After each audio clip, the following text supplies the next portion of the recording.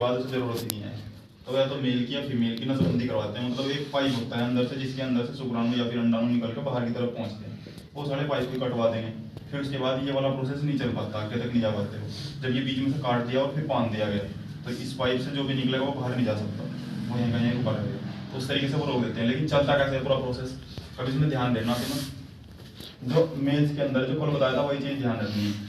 Mails के अंदर ये यहाँ से आया हुआ है यूरिनरी ब्लैडर के अंदर का पाइप। यूरिनरी ब्लैडर क्या काम करेगा हमारे यहाँ, जो शरीर के अंदर पानी इकट्ठा हुआ उसमें से यूरिन को बाहर निकाल के यहाँ इकट्ठा कर दिया इस पैकेट के अंदर।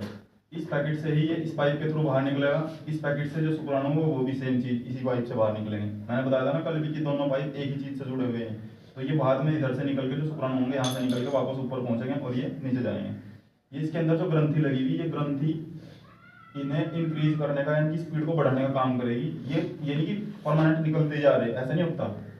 ये तो ऐसा है जो ऊपर वाला प्रोसेस है। ये तो जब तुम्हारे अंदर यूरिनरी ब्लैडर का काम ये होगा कि जब ज़्यादा होगा, ओवरफ्लो होगा तो निकल के बाहर हो जाएगा। ये ओवरफ्लो नहीं होता कभी भी। ये ओवरफ्लो ना होने के कारण इसमें क्या होता है, ये जो ग्रंथि है ये काम करती है मेन। इस ग्रंथि की वजह से आदमी एक्साइटेड होगा तो ये जो नीचे लगे हुए इसके वृषण कोष लगा हुआ, वृषण कोष के अंदर वृषण लगे हुए, ये प्रोसेस करेंगे और इधर से प्रेशर बना के इधर भेज देंगे इसे।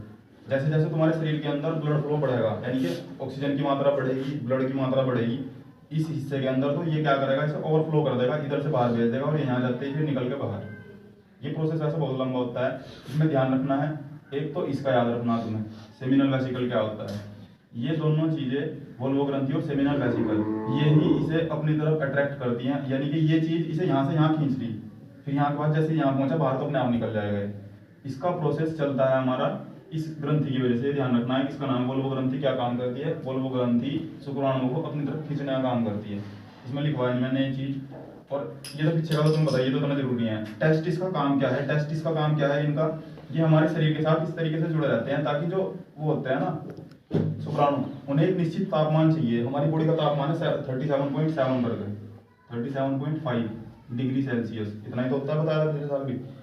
ये इस पे जिंदा नहीं रह सकते, जितने भी शुक्राणु हैं सारे खत्म हो जाएंगे। तो ये इस तरीके से बना रखा है स्ट्रक्चर कि जब भी हमारे शरीर का तापमान 20 डिग्री सेल्सियस से ऊपर होगा तो ये नीचे की तरफ लटक जाएंगे। अगर ये 20 डिग्री सेल्सियस से कम हो जाएगा तो ये ऊपर की तरफ सिकुड़ जाएंगे। यानी कि बॉडी से टेम्परेचर इसे देंगे और फिर या फिर बॉडी से दूर होकर अपना टेम्परेचर ट्रांसफर कर देंगे वातावरण के अंदर ठंडा करने के लिए इस चीज को, ताकि ये सुरक्षित रहे।